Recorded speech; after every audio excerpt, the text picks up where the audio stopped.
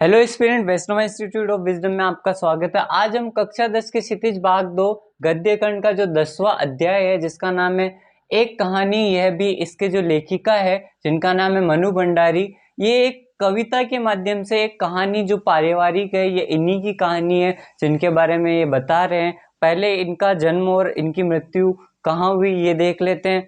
तो इनका जन्म 1931 के अंदर बानपुरा जो गांव है इंदौर के अंदर, मंदसौर के अंदर, वहां पे इनका क्या हुआ था, जन्म हुआ था। इनकी जो मृत्यु है 2021 में गुरुग्राम के अंदर हो चुकी है, इनकी मृत्यु 2021 में। तो 1931 से 2021 तक इनकी जन्म से मृत्यु तक का इतना सा इनका जीवन रहा। इन्होंने शिक्षा दीक्षा जो है अजमेर से ही करी। इन्होंने हिंदी में एमए करा और जो मिरांडा कॉलेज जो आपके दिल्ली के अंदर पड़ता है वहां से इन्होंने क्या, अपनी ग्रेजुएशन की पढ़ाई करी।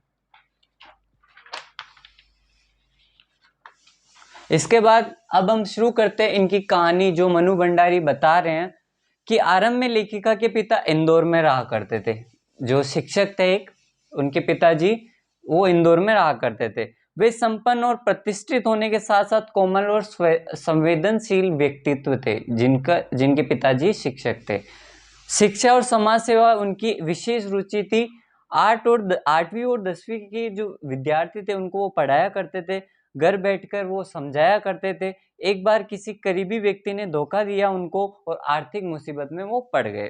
ठीक है, आर्थिक जो मुसीबत में वो पड़े तो वहां से वो फिर फंसते फंसते अजमेर चले आए। अजमेर में उन्होंने अंग्रेजी और हिंदी का जो कोर्स था उससे धन नहीं मिला, तो उनकी जो सकारात्मकता थी वो खत्म हो ही जा रही थी, घटती जा रही थी। वो बेहद क्रोधी हुआ करते थे, क्रोधी होए जा रहे थे, शक्की, जिद्दी और अहिंसावादी वो होए जा रहे थे।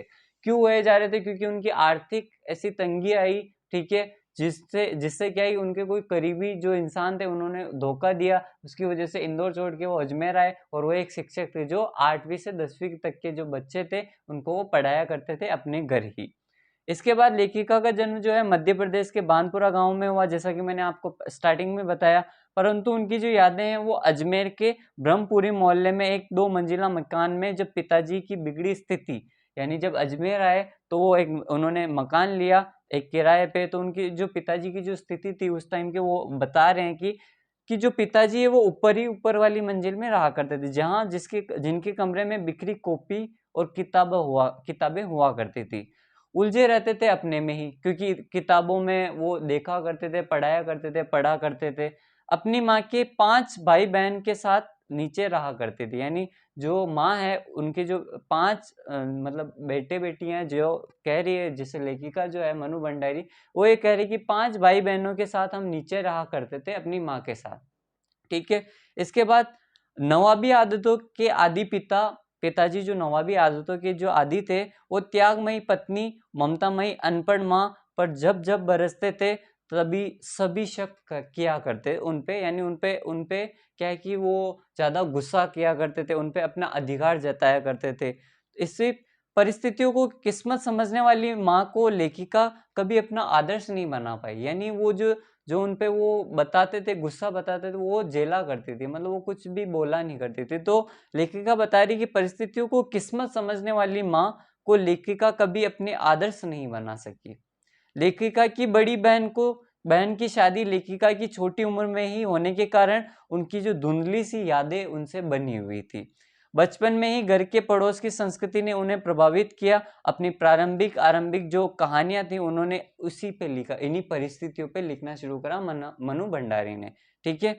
वर्तमान शहरी जीवन में पड़ोसी की कमी और दुखों के चिंतन को बताते हुए वो बता रही है कि पिता के द्वारा उससे बड़ी जो बहन जो सुशीला, जो गोरेपन, यानी वो बहुत सुंदर थी, गोरेपन थी, गोरी थी वो, तो सुंदरता की प्रशंसा से जगह हीन बोध से विशेष बनाने की लगन उत्पन्न की। यानी जो उनके पिताजी शिक्षक थे, वो इनकी जो बड़ी बहन थी जिनकी शादी वो उनके बचपन में ही हो चुकी थी, वो बहुत गोरी थी, ऐसा वो पिताजी मानते थे और वो उन्हें बहुत प्रेम किया करते थे, बड़ी जो बेटी थी उनसे।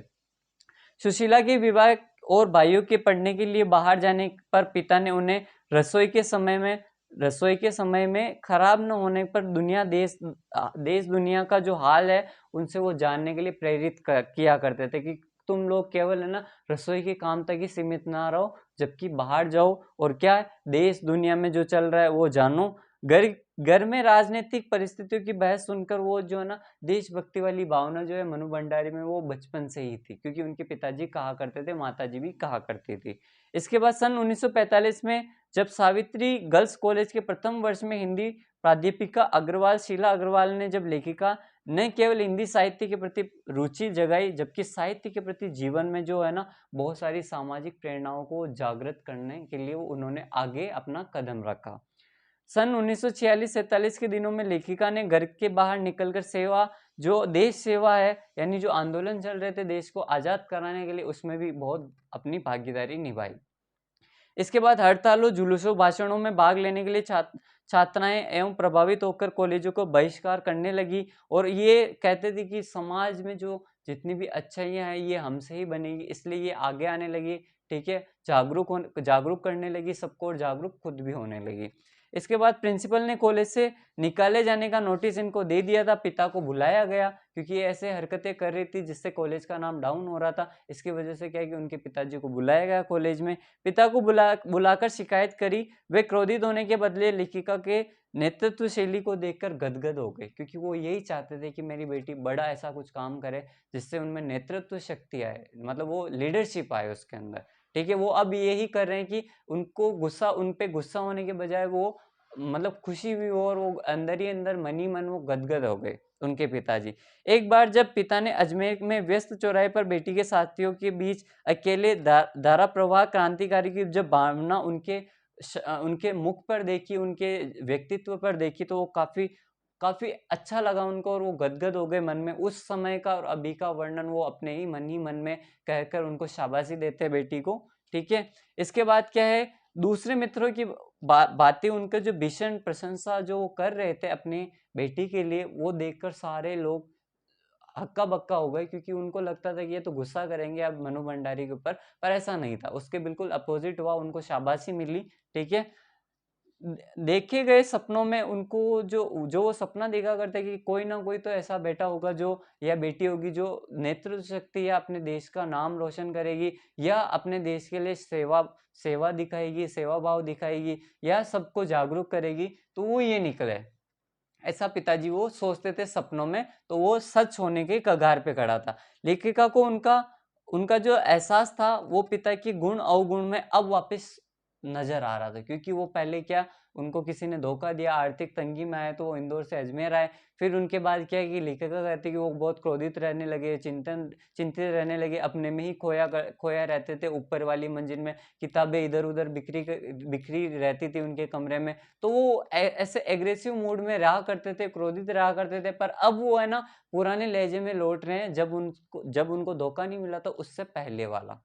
ठीक है, इसके बाद क्या, विशेषता विशिष्ट बनने की जो चाह है वो सामाजिक छवि से ही है। और सामाजिक छवि जब इन्होंने ऐसा अपने नेतृत्व शक्ति को बताया सबके सामने, तो जो उनके पिताजी थे वो काफी खुश हुए। खुश होने के बाद उनको शाबाशी दी और वो यही कह रहे हैं कि जो पुराने मेरे पिताजी थे वो आज हमें मिल चुके हैं, क्योंकि उनका अब जो व्यवहार था वो पुराने जैसा हो चुका है। और यही एक टर्निंग पॉइंट था उनके जीवन का, क्योंकि वो पहले धोखा मिलने से क्या है क्रोधित हुआ करते थे, पर वो अब नहीं हो रहे हैं। ठीक है, अब वो देशभक्ति की खुशहाली के बारे में बोल रहे हैं और उनको बेटी को वो इतना प्रोत्साहन दे रहे हैं कि जाओ तुम जो करना चाहते हो नेतृत्व करो और देश को आजाद कराने में अपनी भूमिका निभाओ, देश समाज सामाजिक सेवा में अपना सबसे सर्वोपरि योगदान निभाओ। तो वो यही एक छोटी सी कहानी बताते हैं कि उनके जो जीवन है, उनका जो जीवन है वो इनसे गुजरा। जैसे उनके पिताजी थे, माताजी थे, उनके 5 भाई बहन थे, जो सबसे बड़ी जो बेटी थी उनका, वो जो छोटे थे तभी शादी कर दी गई, वो बहुत गोरी थी और वो सबसे ज्यादा जो प्रेम किया करते थे वो पिताजी ही सबसे बड़ी वाली बेटी से प्रेम किया करते थे। तो ऐसी स्टोरी और उनका जो नेतृत्व, यानी जो उनके जागरूकता फैला रहे थे देश जब आजाद नहीं हुआ था उससे पहले, तो वो एक लीडरशिप वाली जो क्वालिटी है वो कॉलेज के सभी छात्रों को मिलाकर वो रैलियां निकाल रहे थे। वो क्या है, बस स्टॉप पे खड़े होके या चौराहे पे खड़े होके वो नारे लगा रहे थे। तो इससे क्या है कि वापस उनको अपने पिताजी मिल चुके होते हैं, जो शिक्षक पुराने टाइम पे अच्छे संवेदनशील प्रेम भाव से बात करने वाले। तो यही उनकी एक स्टोरी है, यही एक कहानी है जो वो बताते हैं कि एक कहानी ये है भी। Thank you so much.